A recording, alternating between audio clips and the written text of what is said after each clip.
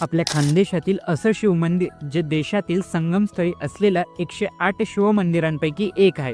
हो, ते म्हणजे धुळे जिल्ह्यातील मुळावद निम गावातील तापी, पांजरा आणि गुप्त कपिलगंगा या त्रिवेणी संगमावरील कपिलेश्वर महादेव मंदिर. सृष्टि के जन्म से भी पहले तेरा वास था. या मंदिराविषयी अशी आख्यायिका सांगितली जाते. हे ठिकाण म्हणजे कपिल मुनींची तपोभूमी आहे.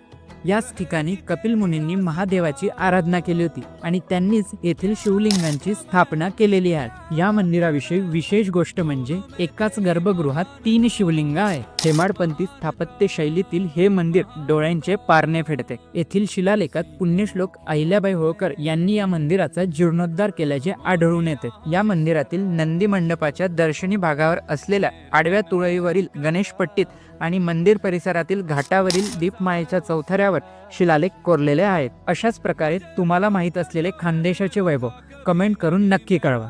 धन्यवाद.